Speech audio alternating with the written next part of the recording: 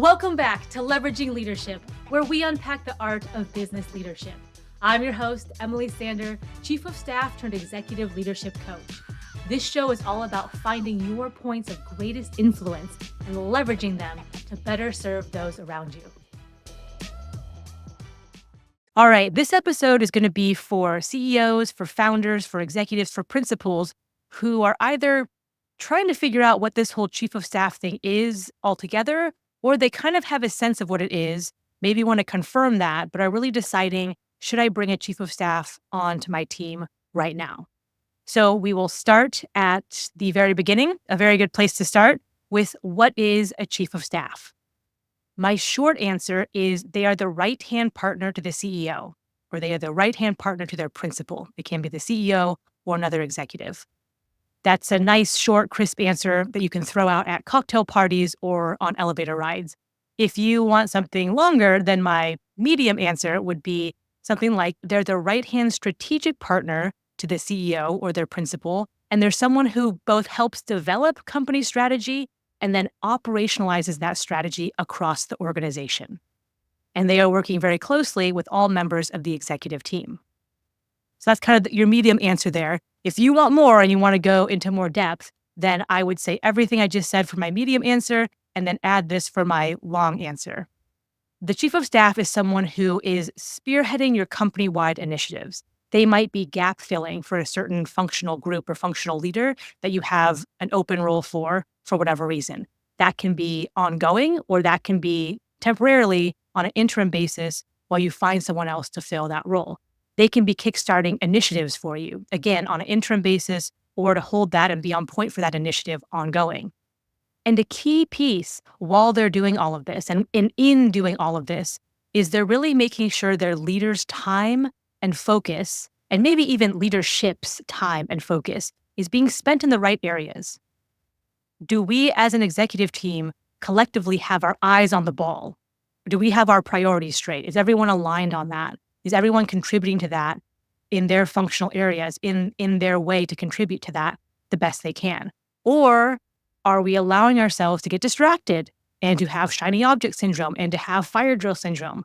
So a Chief of Staff is certainly close to their principal. They're in the mix with the executive team. They know what's going on in the business, and they can help keep that structure and keep that going where everyone is laser focused and has clarity on what the priorities are and how they contribute and how they add value to those overall priorities and goals and objectives. And another element I always throw in there, and sometimes it comes about like a cool part about being Chief of Staff, but more to it, a unique aspect of the Chief of Staff role is that it sits above department lines. So this is an individual who can tackle things, can tackle initiatives that aren't neatly mapped to a functional group or area, yet are critical to the business's success. And we all have these in companies where it's like, is this operations? Is this product? It's kind of finance. It's kind of everyone. Who's in charge of this? Who owns this? And everyone's like, not it, not it, not it. And the Chief of Staff says, I'm going to take that because it makes sense because I have a working knowledge of all these departments. So what I mean by it sits above the department line is a COO will be in charge of operations. They'll know the most about that, and they will advocate for operations, rightfully so, in group discussions. Same thing with a CRO, so a Chief Revenue Officer. They'll be advocating for sales and marketing and pushing those things, rightfully so. A Chief of Staff isn't for operations or against sales or for infrastructure or against compliance. They're for everybody. They're for all of the departments. But their highest loyalty, if you want to call it that, is for the overall success of the business. So for the company's success overall, and for the executive team's success as a group, as a coherent group, now and in the future, what is going to put us in best position as a group? What is going to put us in best position as a company? And certainly, of course, they have the conversations and the alignment with their principal. That's first and foremost. So all of this in the mix, having someone who has that perspective and also, again, has a working knowledge of all the functional groups and sometimes a pretty in-depth knowledge of some of those functional groups is a huge advantage and a huge game changer when it's set up right in your executive team. So that is a unique element that you always want to be aware of with the Chief of Staff role. Okay, for those of you who are a bit more visual or like analogies, First of all, if you like analogies, go to episode 30, and I have a handful of analogies about what a chief of staff is. I will share my favorite one quickly with you now. If you know the 6-pack cans of soda that you buy at the store, and you know the plastic thing on top of the cans that holds all the cans together, that is a chief of staff. A chief of staff holds the leadership team together and makes sure everyone is rowing in the same direction. Okay, great, Emily. I have a sense about what a chief of staff is. What the heck can a chief of staff do? If I bring them on board, what are they going to be doing in my organization? That's a great question. The answer is it depends, but here are some examples. The majority of chiefs of staff will be leading or at least heavily involved in strategic planning. Strategic planning, what are we trying to accomplish and trying to hit in 12 to 18 months? Pick your time frame, but 12 to 18 months for this example. And then, number one, do we have consensus and agreement and visibility to what those things are? If you today go ask all of your team members, all of your direct reports on the leadership team and say, what are we trying to hit as a company in a year and a half? Will you get similar answers? Will you get aligned answers? Or will you get 7 different answers? All right. So you want to make sure that everyone has visibility and buy-in and consensus to that in the first place. If not, a chief of staff might be someone who can help facilitate those discussions or help you get clear on that and then get clear on your messaging to the rest of the leadership team. And then after that part's completed, there's this process of reverse engineering. So quarter by quarter, month by month, what do we have to hit in order to be on track to our 12 to 18 month goal? And then you can break that out by department and say, okay, there's different dependencies here. There's different parts that everyone has to play. And there might be some sequences, right? So some sequencing. It might be that marketing needs to do their part first to get the campaign going. And then product can come in and they've developed this product and they can launch the product. And then sales will need to sell the product. Maybe account management or customer service will need to upsell the product. And compliance has to make sure that regulations are all taken care of state by state or region by region or whatever. And therefore, all these things that come together will produce the desired outcome in 12 to 18 months. So all of that can be mapped out and can be kind of held together. And with a little bit of accountability, with a little bit of sense of urgency, with a little bit of follow-up and all those different things by your chief of staff. One quick note in there is a good chief of staff will also, as they're tracking these things along, they'll ask the question in their head, okay, are the goals we set for ourselves for 12 to 18 months still the most appropriate ones? A lot of times it is, and you got to just stick to it and not get like squirreled, distracted with all these things. But sometimes it makes sense to go, hold on, we had the best intentions when we made these goals. And given knowing all we knew at the time, they were the most appropriate goals. But now things have just changed. And so we need to have a discussion as a group about potentially changing our target. So that's something that can come up as well. But strategic planning is a big one. All right, the next example here would be implementing effective and efficient meeting structures and agenda. What I don't mean by this is note-taking. I'm not talking about, we need someone to take minutes and then distribute the summary notes to all the people who were there. That's not what I'm talking about. That's probably your EA or executive assistant, where at this point it's probably some AI tool or ChatGPT or something that records the calls and can summarize those things automatically. What I'm talking about is, let's say that you are a founder and your company has gotten so big that now for the first time, you have a fully fledged executive team and you have more than 50 people at the company. And it probably makes sense that you're going to have leadership team meetings. So if that's new to you and you're like, okay, what are some ideas about how to do this? Your chief of staff can either discuss that with you or just go do it. And for example, it could be, we're going to meet weekly. This day of the week works best for people. Here is the agenda. So here's how we're going to run through things in that meeting, debrief everyone on what this meeting is, how they should be prepared to participate, what types of items to bring up, what types of things to leave for their functional groups, et cetera, et cetera. And then when you first stand these things up, a chief of staff can hone that in and say, okay, here was our initial plan with this. It needs to be tweaked this way, this way, this way, after I see it in practice a few times. Oh, another big one here is chiefs of staff can see we might need a certain meeting cadence for a temporary period of time. For example, if you are launching a product, and this is a major product launch, your company is based on how well this product goes into market, maybe it makes sense for 30, 60, 90 days to have more frequent meetings with the product team and all the other members of the leadership team, perhaps senior managers or even mid-level managers. So everyone is literally hearing the same things and not hearing through the grapevine. So it could be, hey, instead of meeting with the chief product officer, which is normally fine, and they're totally fine to debrief on what their team is doing at a high level, but just because we're getting close to go time here, let's bring in the product owner who's actually in charge of this product and have them have some exchanges with other team members. And that can be great in two ways, right? So the product owner can be getting direct feedback from people in the field, like sales or from customer service or from account management, speaking directly with customers. And then those same people, those same stakeholders can hear directly from the product owner about what's happening with the product and what it can and cannot do. You can talk to the chief product officer about timing and, when will this go live, and our beta testers and beta groups and all these different things. But if the product rollout is imperative for the success of the company, having a more frequent touch base might be the right answer. Another personal example that I did when I was chief of staff and COVID hit, and right when COVID hit, nobody knew what was happening. It was like, what is this thing? Who is sick? How sick? What are the regulations, for businesses? What's happening with that? All of these different things. And it was chaos for the first month of COVID. And so I said, we're going to have 2 daily stand-up meetings. One first thing in the morning with the leadership team, and then one in the afternoon, because things were changing so fast back then. We were we're texting, we're Slacking, we're calling, we're all these things, but let's just get together twice a day at these set times.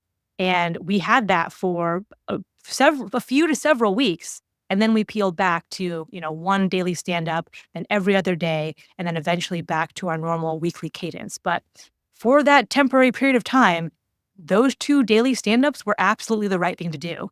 And we had to be in that constant communication. So that's something a chief of staff can see and then put in practice very quickly. Okay, so some other examples here. Board governance is a big one. If you have a chief of staff who is familiar with the makeup of the board, who sits on the board, if it's the majority owner, if it's an independent board member, advisory member, if it's a previous kind of pre-seed minority owner, they were in at the VC round, but now it's been taken over by a private equity firm, for example, who all the players are on the board. And then meeting with the relevant stakeholders there and really understanding what they want to hear about in the next board meeting. What is most relevant? What is most pressing? What is of most concern? What is top of mind for them? And then being able to translate that or message that back to the executive team saying, hey, here's what the board cares about. And therefore, knowing what I know as chief of staff about the players on the executive team and what's going on the different teams, I think it might make sense to set it up like this, this, or this.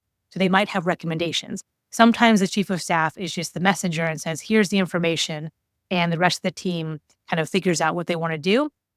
Other times, the chief of staff will say, here's the message, and then here's my recommendation for how we should set up this board meeting, meaning here's how I think we should present the information, maybe the sequence of speakers and all of those types of things.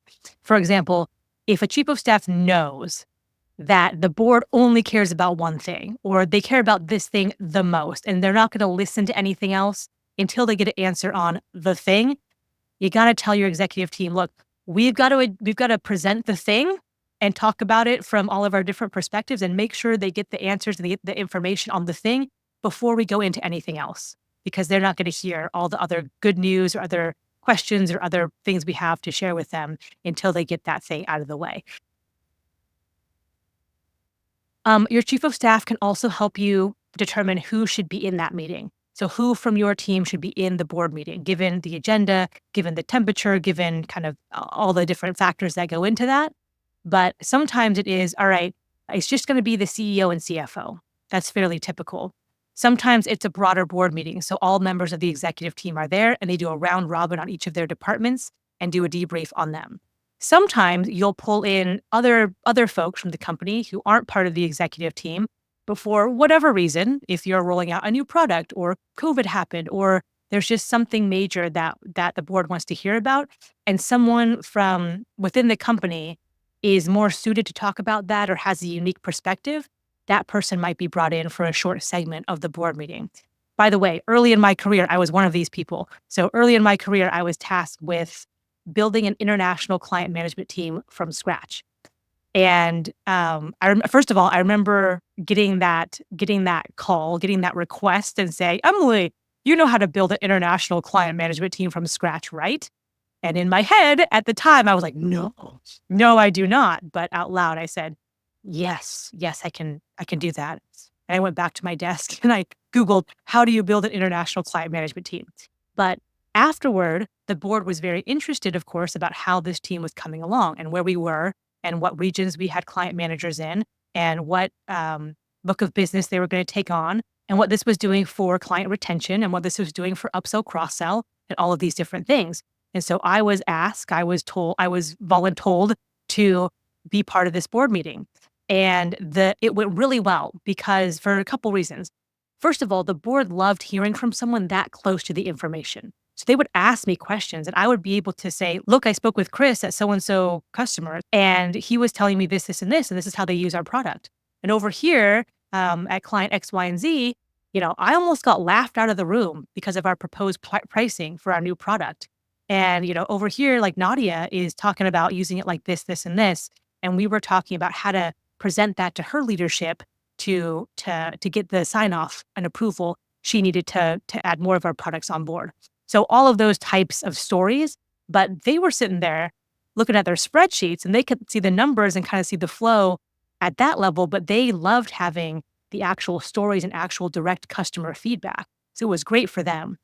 It was great for me after I got over my nerves. But once I stopped sweating, then it was great for me to just get the exposure to, oh, this is what the board, oh, this is why my boss's boss says these things, or this is why my boss is thinking these things are important or prioritizing these things. Okay, that makes sense. Oh, if that's what we want overall, like if the board and executive team wants that, this is how we actually should be doing that. Like here's an idea about how we should do that.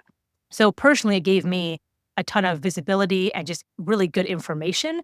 And then career-wise, it was a huge confidence booster. And I was invited back and I got to present again. And this just was kind of a springboard in many ways for me and my career within that company. And then, of course, after I left, it went on to a different company. But if you've got some young guns, some up-and-comers who are sharp and who are able to present at the board meeting, not everyone can do that.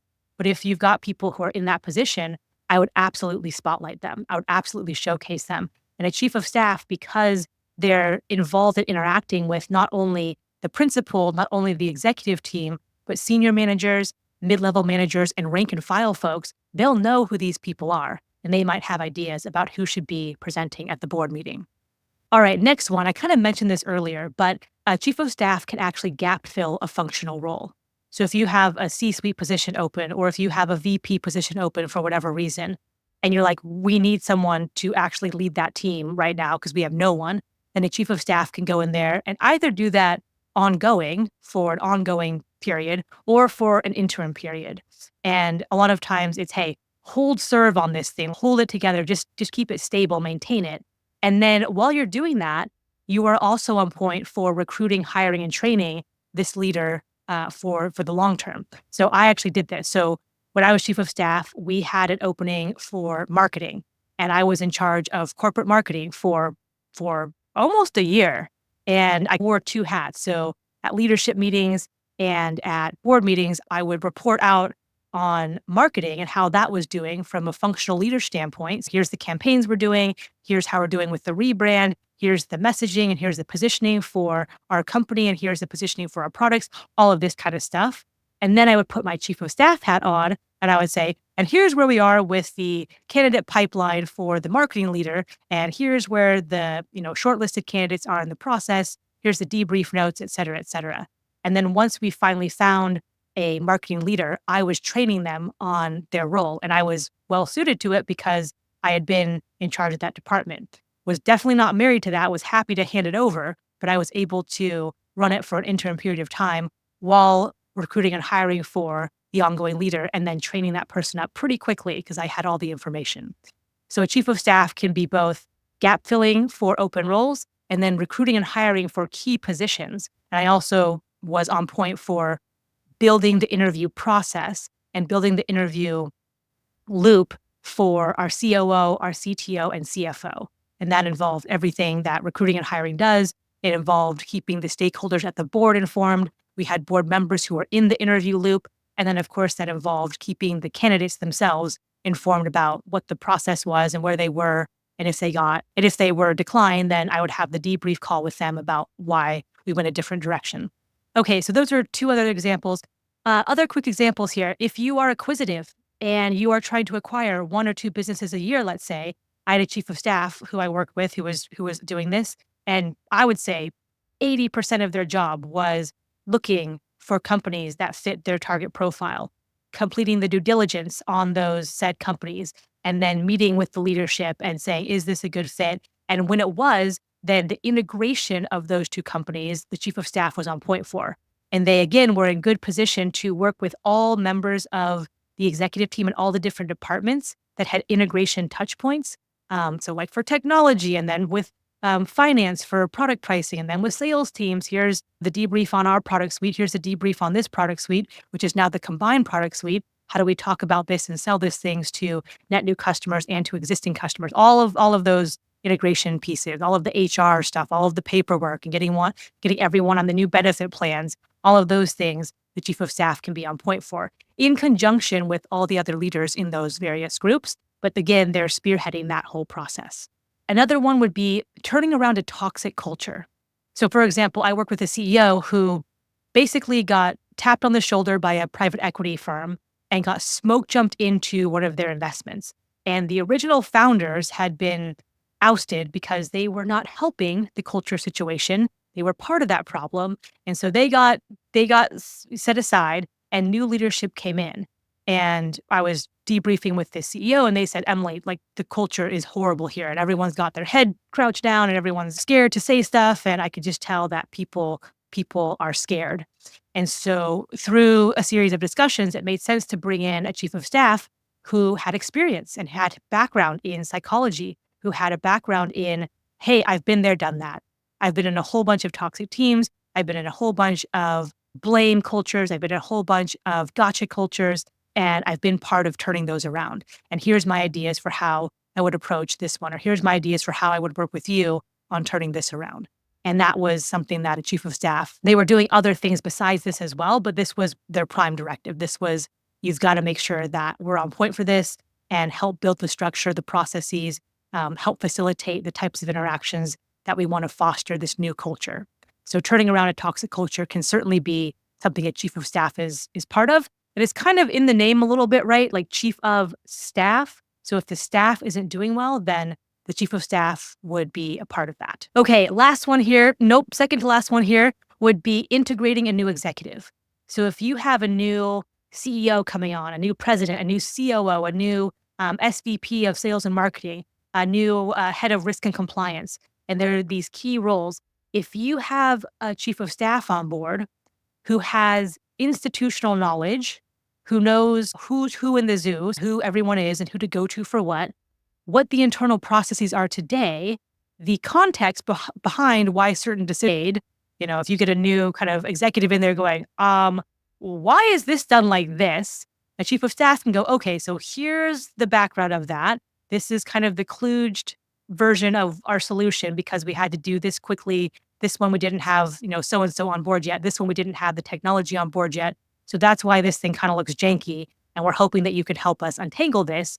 All of that context and all of that background information is super helpful to an incoming executive. So if you have certainly like a CEO, if you have a new CEO coming on board, their ramp up time is probably 12 months at least, but making sure those are quality months and every month you're making it count. Having a chief of staff run sidecar with that new executive is going to accelerate that process and make that a higher quality process, not only for the candidate themselves or for the incoming executive themselves, but for everybody around them, because it just makes it that much easier for them to get up to speed and to start to hit that tipping point of I'm actually contributing now. So instead of ramping up learning, I'm still learning, I don't get that, I'm asking questions, everyone's having to help train me, they reach that tipping point of now I'm contributing to the organization. Now I'm asking questions, but I'm also contributing to the team, you get to that point quicker with the chief of staff. All right. I said second to last one. Here is the last one, which I kind of throw under the umbrella of a chief of staff helps keep their principals sane and on point. And you can expand that to the leadership team. They help the leadership team stay sane and keep their marbles together and also on point. Are we on point? And so this can come in a whole bunch of different varieties. But one side of it is CEOs, heads of departments, heads of regions, all these fancy titles. They sound nice and glamorous, but at the end of the day, you're a human being. And that means you're going to get frustrated. And that means you're going to have bad days. And that means you're going to make mistakes. And that means you're going to, oh, crap. I didn't mean to say that. I didn't mean to do that to that person.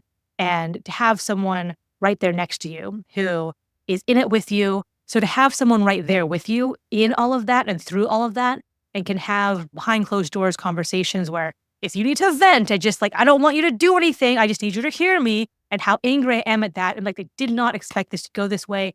Why the heck can't I catch a break? I got to get a win here. What's happening? To have those types of conversations, to have the ones again where it's oh no, oh bleep, that meeting went the wrong way, 6 ways to Sunday from a whole bunch of different directions. How do we clean this thing up? How do we do crisis control? All of this stuff.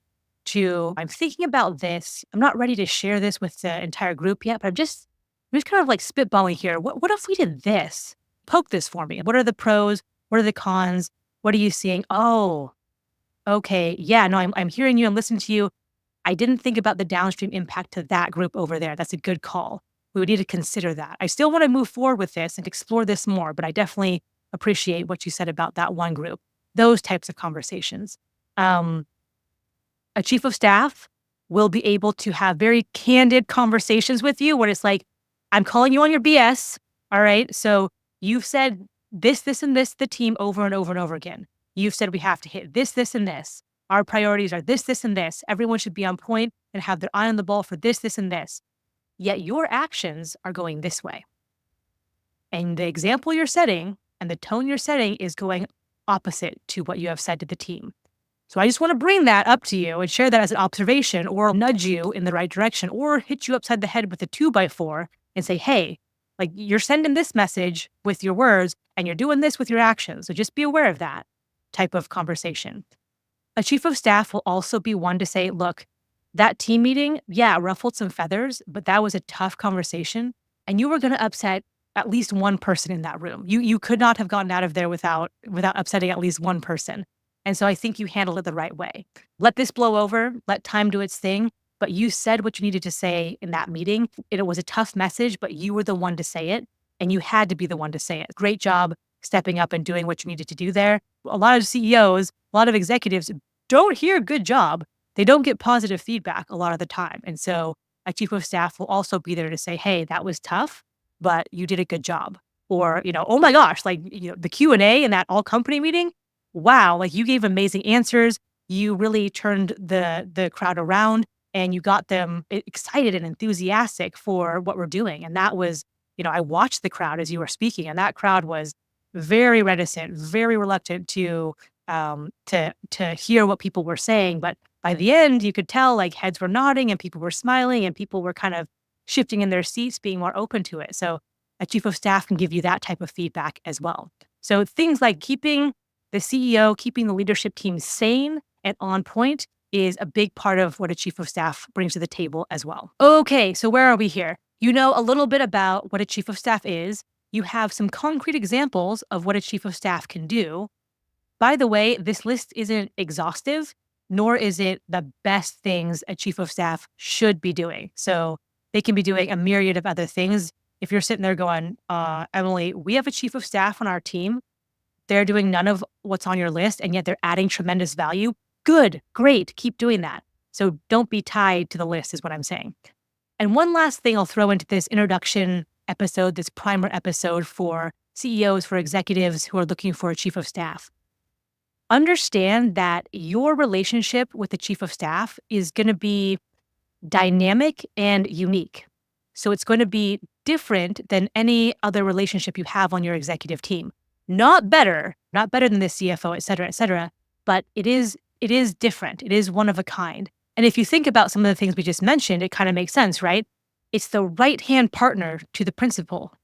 It's your right-hand person. It's your consigliere. It's your confidant. It's the person who is going to tell it to you straight. When everyone else is sugarcoating it, they're going to tell it to you straight. They're also going to be able to say, good job. I mean, everyone else is kind of complaining about stuff and wanting something from you and wanting this and wanting that and wishing it was that way and going around your back in these ways. But I'm going to sit here and say, like, good job. That was a tough situation. Good job. All of those things, all of those aspects go to the dynamic and unique nature of the chief of staff role. So just be aware of that. And I'm going to make a note. I'm going to make a mental note right now to do a future episode on the unique relationship between a chief of staff and their principal. And I also have one planned for how to successfully onboard a chief of staff. This, by the way, is where I see a lot of principals fall down and a lot of chiefs of staff not set up for success. And then people are like, 90 days in, they're like, why didn't this thing work? Well, it's because you didn't set it up well, and it has to be set up well. Yes, you have to have a talented person in that role. Yes, you have to have someone who is suited for that role, who is hardworking, who is smart. All of those things, yes, yes, yes, and yes. You also have to set it up well, and you also have to understand as a principal how to interact and how to utilize a chief of staff. If you don't, you're setting it up for failure, and that's on you. So more on that and more how to set it up for success, because when you do, and when you understand how to maximize that role and how it can be a force multiplier and how 1 + 1 = 10, it can be this exponential boost within your company, within your team, that's where you get the game-changing effects. That's where you go, oh, this has game-changed my company. This has game-changed my executive team. This has game-changed me as a principal and how I think and how I lead. When you unlock all of those, where it goes boom, boom, boom, boom, boom, like fireworks, it's like magic. It's golden. We're in the money. It's amazing. So when you get that, it's a win-win-win all day long scenario. So just know that that is what's out there and that's what's possible. And you are on the right path by even taking the time to think about this. The fact that you're listening to this episode, the fact that you've made it this far means that you care about setting the chief of staff role up well, and you care about understanding what it is, and that will serve you well. Okay, so if you have any questions about anything that I've gone over, I know I've kind of fire hosed you with a bunch of information, but hopefully it made sense. But if you have any questions about, I'm not quite sure what you were saying there, could you expand on this part over here? Or, hey, Emily, I'm picking up what you're laying down in general in this episode, but I have this specific scenario. Can you help me think through that? Or what would your thoughts be on this one? Then feel free to reach out and I'd be happy to provide any answers or any ideas or any insights that I can. You can ping me on LinkedIn. You can email me. My email address is emily@nextlevel.coach, emily@nextlevel.coach. That goes directly to me. Or we can jump on a free 30-minute clarity call. The link for that is in the show notes below. And with all of those, my job is to just help you out as best as possible. It's not a hidden sales call or a hidden sales ploy. My job is to just add as much value in those 30 minutes as I possibly can to you and whatever you have going on your end. Otherwise, hopefully you have some good information in your back pocket and you can utilize those going forward. And I will catch you next week on Leveraging Leadership. If you enjoyed today's episode, please like, share, and subscribe wherever you get your podcasts.